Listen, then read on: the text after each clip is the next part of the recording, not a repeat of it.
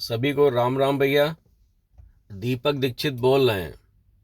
आज का हमारा जो वीडियो बनाने का ये पर्पज़ है इसमें भैया कि आजकल हमारे जो समाज में वो हमारे बच्चों को लेकर के इतनी सारी चिंताएं हैं।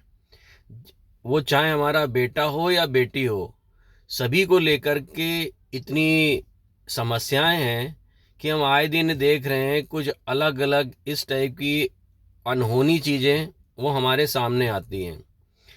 तो उसमें ये देखा गया है कि चाहे आपका बेटा हो या बेटी, उसमें संस्कार की कमी पाई जा रही है।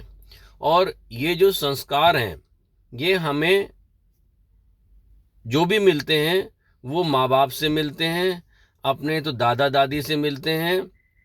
उसका रीज़न ये है कि हमारे जो संगठित परिवार हैं वो टूटते जा रहे हैं। जो भी हमारे माँ बाप हैं वो अपने जो भी बच्चे हैं उनको समय नहीं देते हैं, अपने जो भी बच्चों को अकेला छोड़ देते हैं, उनके साथ अपनी सारी चीज़ें साझा नहीं करते हैं, डिस्टेंस बना देते हैं।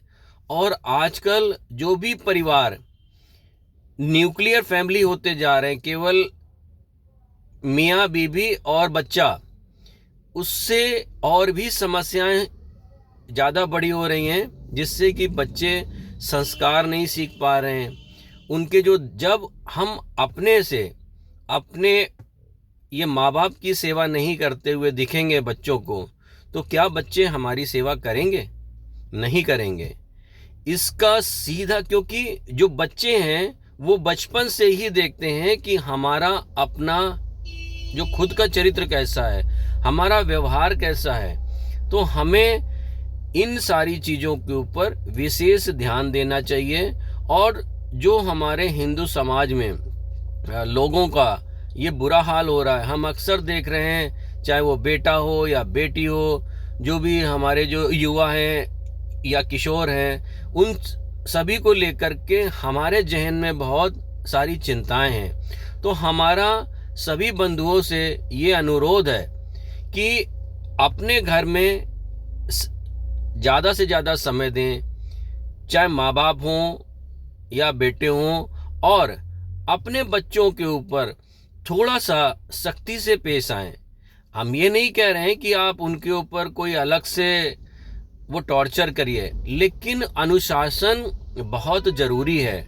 अनुशासन नहीं होगा तो हमारा बच्चा किसी भी रास्ते में वो बहक सकता है। क्योंकि जो टीन एज होती है, टीन एज बहुत ही ज़्यादा हानिकारक होती है।